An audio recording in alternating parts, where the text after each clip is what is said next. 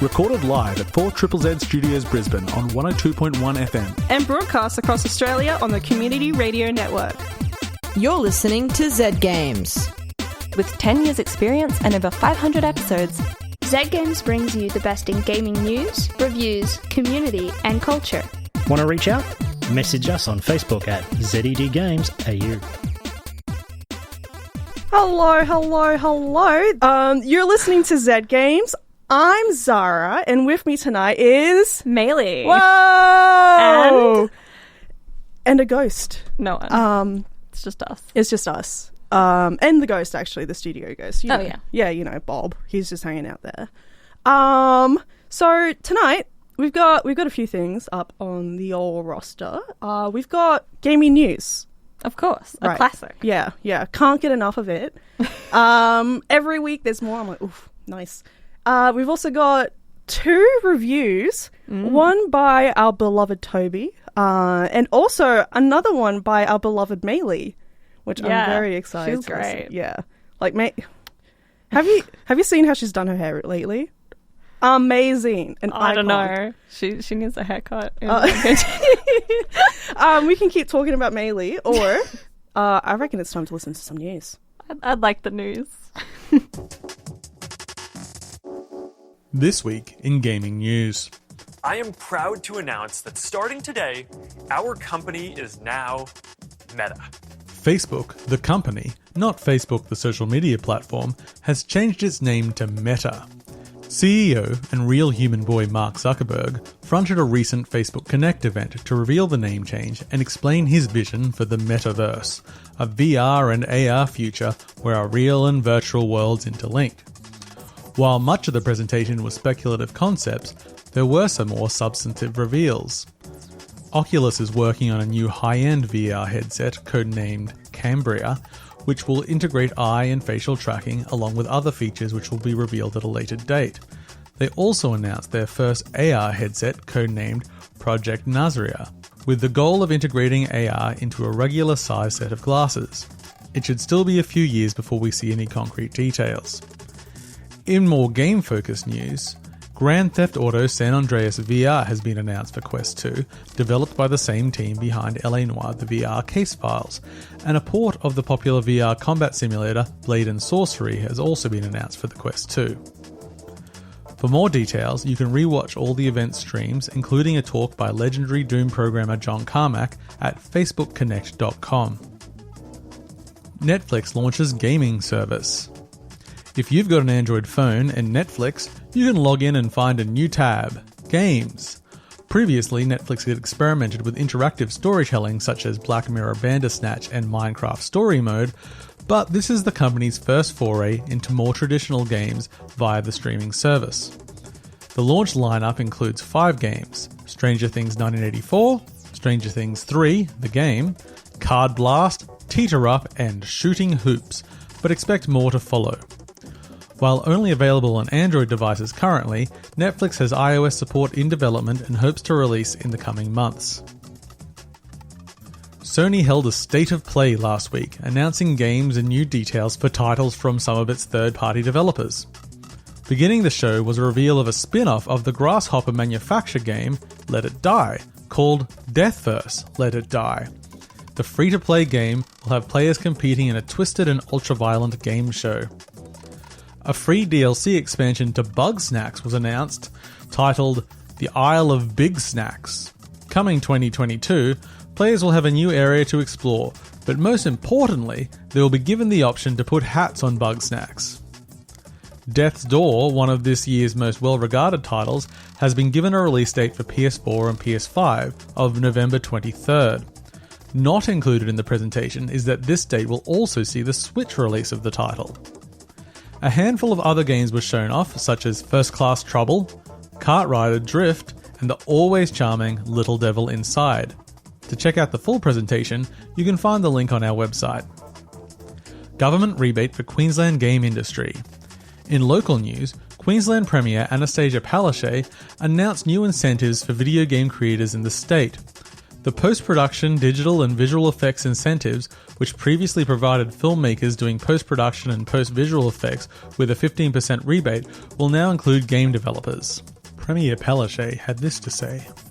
By adding this new games incentive, local and international studios will be further motivated to outsource the creation of valuable game titles to Queensland, while our own locally based developers will be supported to create original games content right here. My government has also moved to lower the thresholds on access to the PDV and game incentive from $500,000 to $250,000, a substantial boost to the local post-production business pitching for a broad range of projects. You can find the link to the government statement on our website. Upcoming releases. November 5th will see the release of Just Dance 2022 for PS5, Xbox Series X and S, Xbox One and Switch, The Binding of Isaac Repentance for PS5, Xbox Series X and S, PS4, Switch, and Where Cards Fall for Switch and PC. On November 6th, we'll see the DLC for Animal Crossing New Horizons, Happy Home Paradise, and the release of Call of Duty Vanguard for PS5, Xbox Series X and S, PS4, Xbox One, and PC. On November 10, we'll see Football Manager 2022 for Xbox One and PC, Forza Horizon 5 for Xbox Series X and S, Xbox One, and PC, Jurassic World Evolution 2 for PS5, Xbox Series X and S, PlayStation 4, Xbox One, and PC. That's all this week in gaming news. Thanks for that, Paul. Thanks, Paul. I had actually forgotten about the whole Facebook Meta thing until, which is weird because I heard about it. I remembered it this morning, read the news, and then forgot about it until just then. And it's like, all those opinions and thoughts I had that it made me angry somehow have come back. What? Do you know specifically why, or just something deep within you was mad about it? Something deep within me. And also, I think it's just because the way it was presented reminded me of a Black Mirror episode. And it was like... Yeah, I see that. I was just kind of like, I think... No, I can't put my finger on it, but something. It's hard. It's these really rich people coming out and telling us how they're going to make your lives better in ways that are very clearly could go wrong and turn the world into a dystopia or kill us all. Rise up against us. I'm not thinking like a Skynet situation. I'm thinking more of a we're literally going to be surrounded by ads from the moment into our dreams, maybe even one day. And I think that terrifies me more than anything. I just see it as more opportunities to feed us ads. Especially Facebook with all the recent drama that's come up about Facebook. If they had that much control over literally what you can see. I don't like it. But you know what I do like? No. The Animal Crossing update, which actually came out a day early. Yes. I played a bit this afternoon. I haven't played. I saw it on TikTok, and I was just like, somebody was like, go get your Switches now. It's out. And I was like, oh, but I gotta go to the radio. The DLC's still coming out. Oh, okay. Normal time. It's the free update has come out early. Okay. Yeah. That's the one with the cooking and the boat trips. It's their last free. It's the last big update. Yeah. And then I believe the date that Paul said is still correct for the DLC. Yeah. Which is the Happy Homes Island. Yeah, and that's like a separate... Where you can make them live together, so you can turn the villagers gay. Yeah. Finally! Yeah. We're getting everything. Villagers can be gay. Froggy Chair is there. Those are the two things. Well, there's no Facebook in Animal Crossing. That's true. So, good news. Good news all around. But you know what's also very good? Hot Wheels Unleashed, a review by Tobi. Pew, pew, pew, pew, pew, pew, pew. That's how hyped we are. I'm sorry.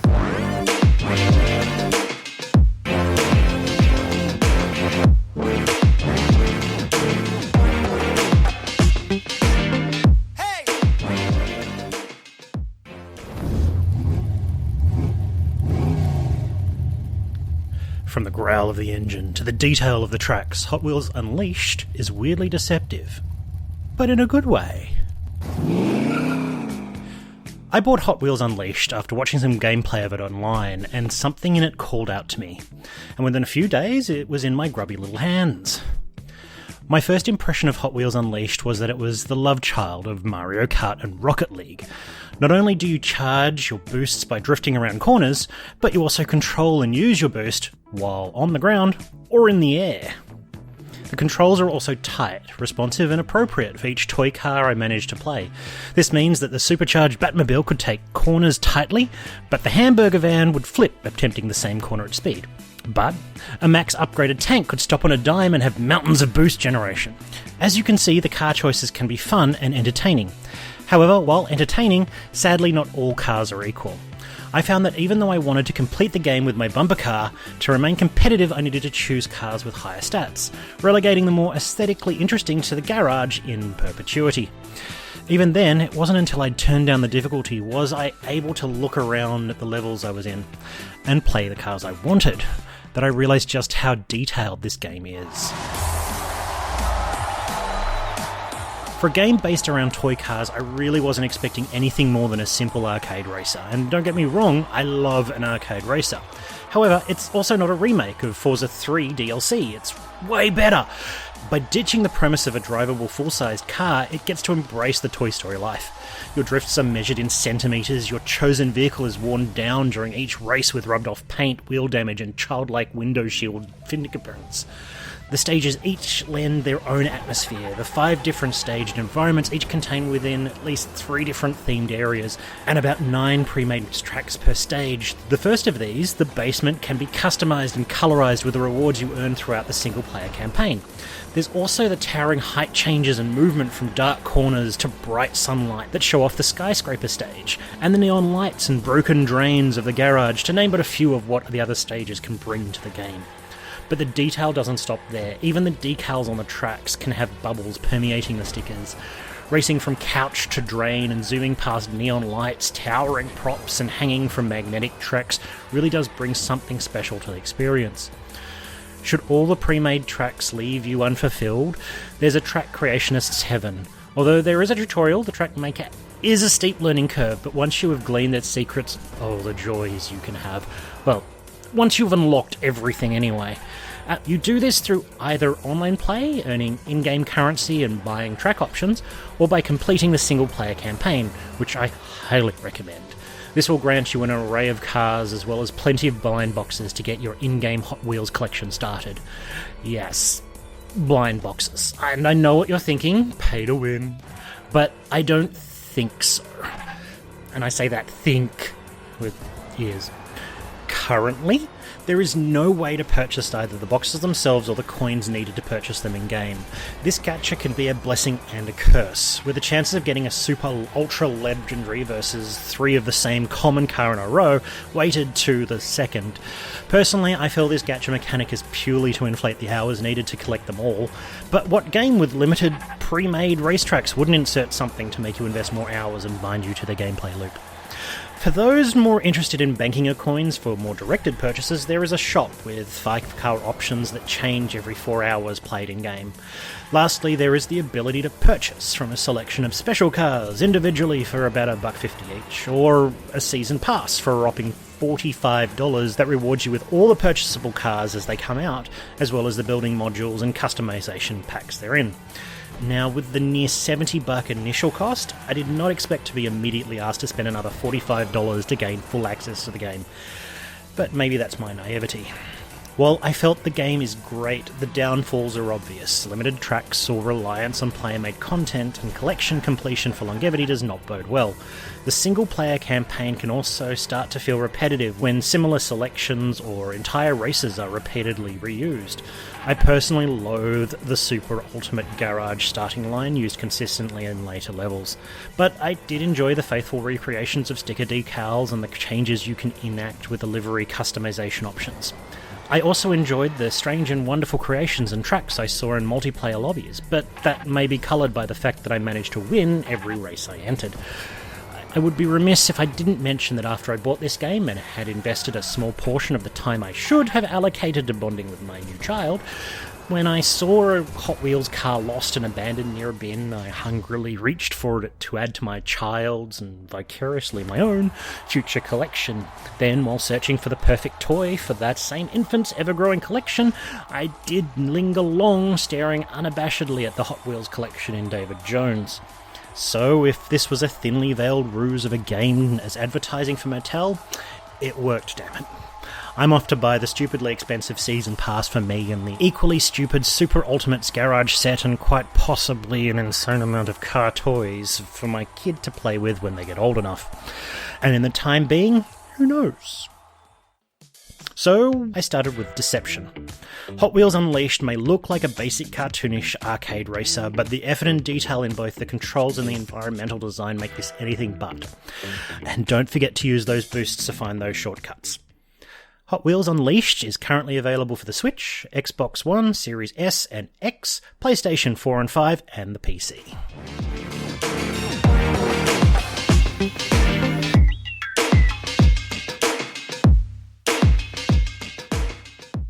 Up next, we have a review from Maylee. From me. Hello, dear listeners. I've been playing a lot of Growing Up recently, which I originally found on one of those Steam demo rounds, and I really liked it. It's not my usual genre, but here is a review from me to you. Growing Up is a life simulation visual novel with elements of dating sims and puzzle games, where you play out a character's entire adolescence, studying, forging friendships, following passions, and making decisions that will impact their entire life. The game plays out over 5 stages of your adolescence, being a baby, kindergarten, primary school, middle school, and high school. These stages get longer and more complex the further on. Each stage, bar the first, is broken into days with a period at school and a period at home, which is sporadically broken up with interactions with friends, peers, or parents, or mentors, where you must make decisions to guide that relationship. At the end of each stage, you take an exam which determines what benefits or penalties you will take going forward, and that exam plays out, strangely enough, in a Bejeweled-styled minigame that is easier the more skills you learn leading up to it.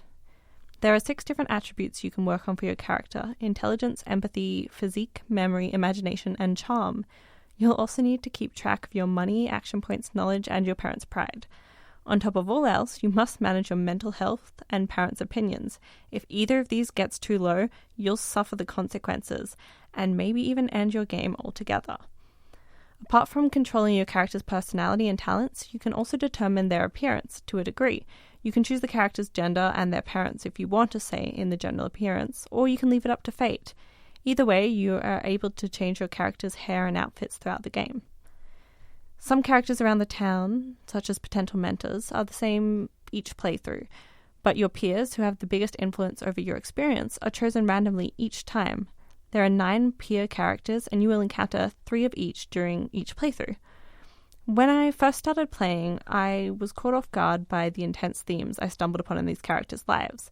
The game's sunshiny atmosphere and pretty tunes didn't indicate that things would get so intense. It deals with some of the hardest things that people face in adolescence: self-harm, sexual assault, and parentification, just to name a few. Thankfully, I never felt like it became gratuitous or uncomfortable. They addressed these issues with honesty, but didn't linger upon them.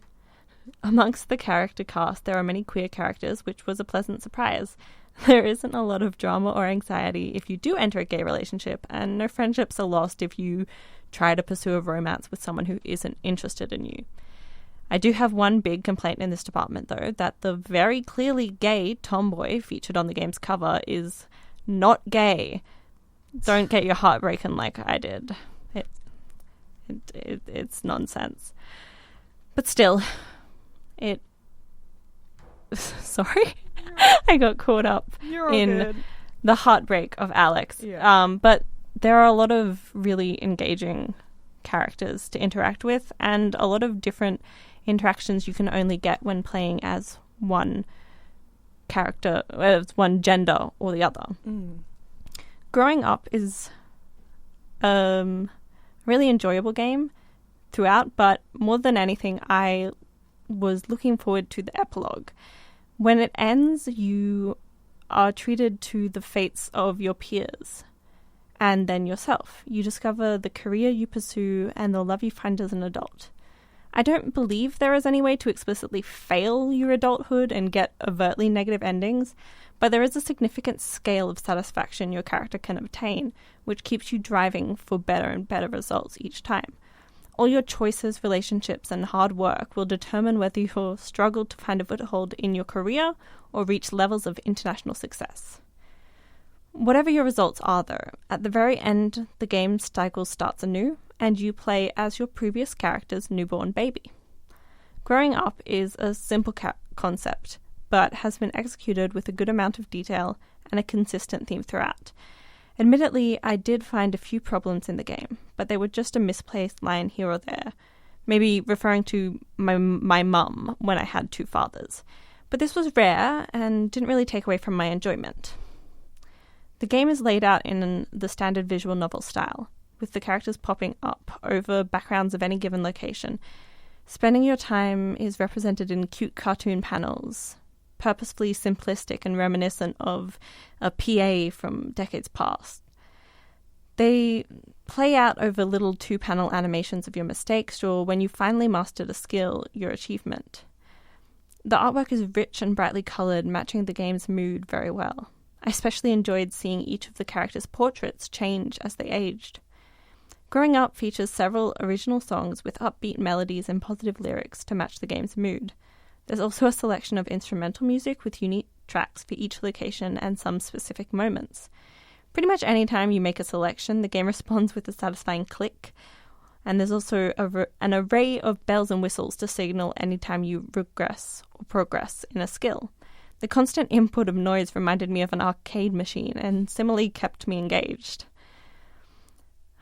I enjoyed myself enough playing Growing Up to rack up a decent playtime, which I wasn't exactly expecting because it's not my usual game. The simple mechanics and positive atmosphere made it the perfect game to get lost in and rewind after a long day. So I'd recommend it for anyone looking for that experience. And that is my review, class. Woo! Thank you! Thank you. That was such a lovely review. You said that it's not really the kind of game that you would normally go for. I'm not a big visual novel or dating sim person. Yeah. Or even a puzzle game. And those are like the three games. Yeah, those are but I really enjoy story focused games. And I just got caught up in it. And I'm also very competitive even with myself. So like I played through once and I didn't do very well. So I just kept playing again and again to try and get better results. Yeah. It also sounds like I really like the way that you talked about some of the themes that the game covers and how it doesn't do it like gratuitously. It's not like overboard or anything. It's not like we're gonna traumatize you. It's just kind of a part of growing up sometimes. It felt very realistic in that, like, not those specific problems, but you know, you'd have friends in high school that would have problems and it would come up, but no one sat there and spoke about it for hours. It just was a natural thing. Yeah. I'm actually really interested now in Growing Up. Where can you grab it? Steam. Nice. Currently, I believe it's just on Steam. Oh, and Epic Games. Epic Games. Oh, yeah. Awesome. Thank you for that, Maylee. You're welcome. You personally. Yeah, I me did it personally. Just for me, not for all the people who are listening. There's people listening? Oh no. I'm so sorry you had to find out this way. I thought the microphones were just for show. What have you been playing recently? What have I been playing? Yeah. Well, I guess I've been playing a lot of D&D recently. Nice. You know, always playing D&D. Had a Halloween game. Oh yeah, how was that? That was really good. One of my friends ran it, and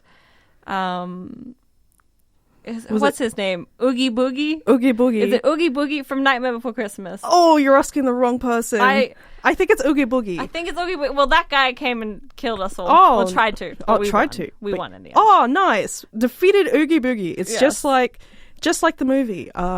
Exactly. So In I the imagine movie, more chaotic. we burnt him. Oh, okay. We burnt down his evil house Well, of torture. if any kids are listening, you don't have to worry about Oogie Boogie anymore. Maylee We here. got him. Ladies and gentlemen, we got him. D&D, what a game. I love it. You know, it kind of reminds me, I actually did a campaign a while back that was based off the Babadook. And none of us had actually watched the Babadook except for the Dungeon Master. And then he made us watch it afterwards, and I was like, cool. So that's who my character pooped on.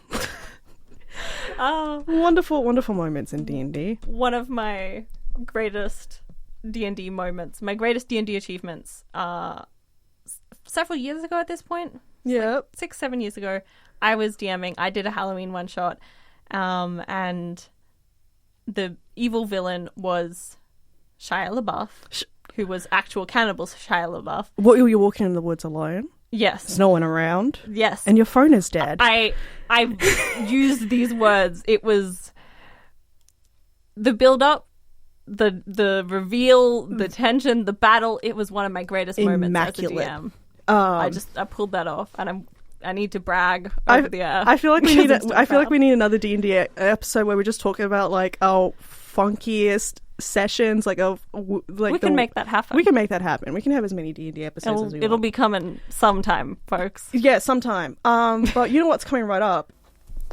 It has come to that time of the night yet again where The we worst have time. Yeah, it's so sad. It happens every time, every week, where we have to say goodbye and good night. Farewell. Sweet dreams. Auf Wiedersehen. Don't let the bedbugs bite. See you later, alligator. See you later, alligators, and don't forget your toilet paper. But don't panic. I do not know. Don't panic buy toilet paper. Yeah, don't do that. Yeah.